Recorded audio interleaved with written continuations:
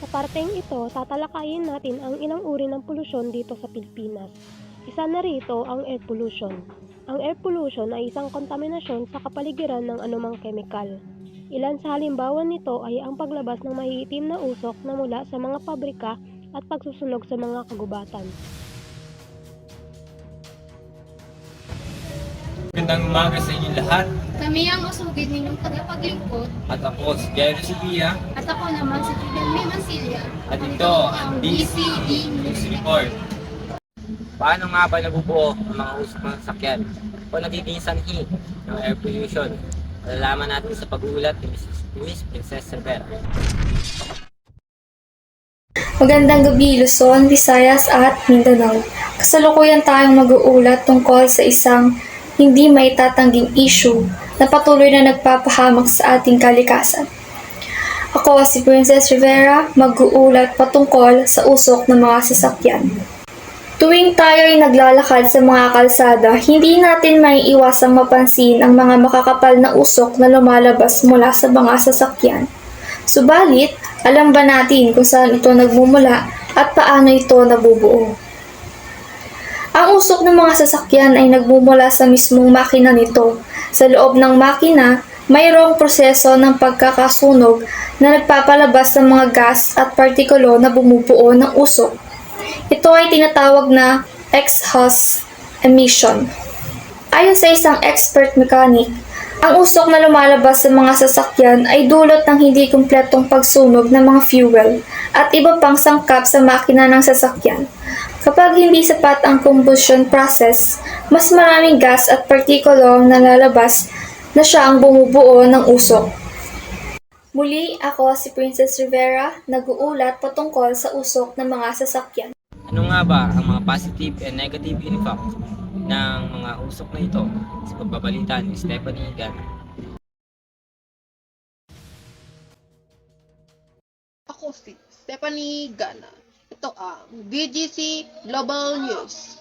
Ang aking ibabalita ngayon ay Negative Impact of Air Pollution. Ang polusyon sa hangin ay isang problema para sa ating lahat.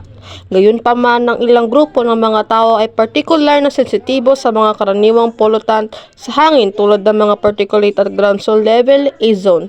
Kabilang sa mga sensitibong polusyon ng mga bata, matatanda, mga aktibong sa labas at mga taong may sakit. Kung sensitibo ka sa polusyon sa hangin, kailangan mong malaman ang mga hakbang maaari mong gawin upang apektuhan ng iyong kalusugan. Ang pagkakalantad sa mataas na antas ng polusyon sa hangin ay maaaring magdulot ng iba't ibang masamang resulta sa kalusugan. Pinatataas nito ang panganib ng mga impeksyon sa paghinga, sakit sa puso at kanser sa baga. Parehong maikli at matagal na pagkakalantad sa mga polutan sa hangin ay nauugnay sa mga epekto sa kalusugan. Ang mas matinding epekto ay nakakaapekto sa mga taong may sakit na. Ako si Stephanie Ganan, may tapat na puso, nagbabalita sa bayan. Ano nga ba ang mga nangyayaring aktibidad dito? Babalita, Steve Galos. Ang mga aktibidad na nagdudulot ng polusyon ay ang pagmamaneho ng kotse at iba pang masasakyan, nasusunog ng carbon, langis, kahoy at paggawa ng kemikal. At ito ang mga dapat abangan. Water pollution. Ito ay isang kontaminasyon sa mga anyong tubig na nakakasama sa ating katawan at pagkakaroon ng sakit katulad ng pagdudumi ng paulit-ulit.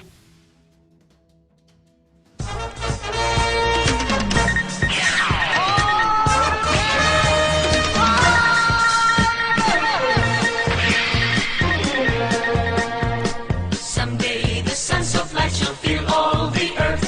The morning of justice shall have come to its birth. So we'll all wave our banners high and free through the air. For the love and glory we then all shall share.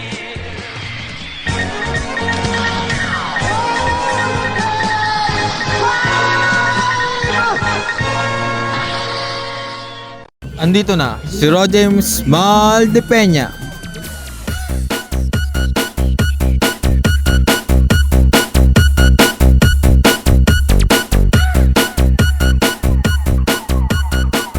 Roger Maldepeña po, number 16, sa Balota. Water pollution. Ito ay isang kontaminasyon sa mga anyong tubig na nakakasama sa ating katawan at pagkakaroon ng sakit katulad ng pagdudumi ng paulit-ulit. Ano nga ba ang sanhi at epekto nito sa kalusugan ng mga tao? Mula sa pagbabalita ni Miss Halare. Lumalalim ang problema ng polusyon sa tubig sa ating bansa. Maraming ilog at lawa ang nalalason at nagiging hindi ligtas para sa pamumuhay ng mga tao at ang mga hayop. Ngunit ano nga ba ang mga sanhi at epekto ng polusyon sa tubig? Polusyon sa tubig ay dumadating mula sa iba't ibang pinagmulan.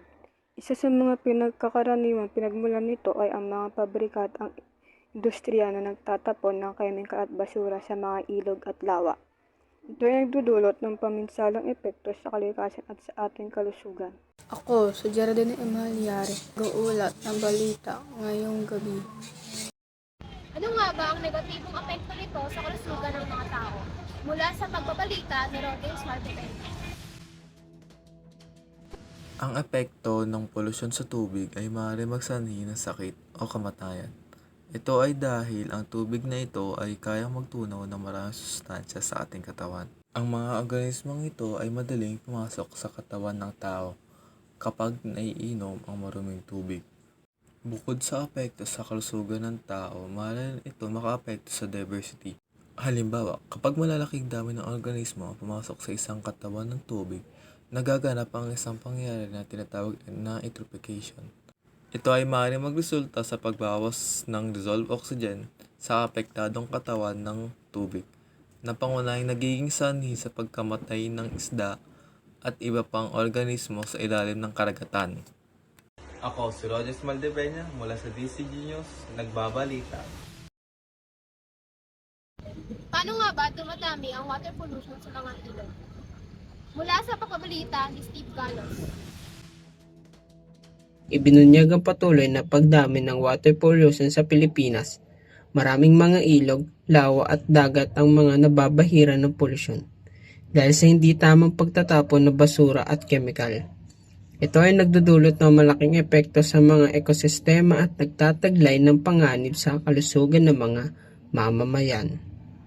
Muli, ako si Steve Irinco Galos na kumaharap sa inyo upang hihatid ang mga bagong balita.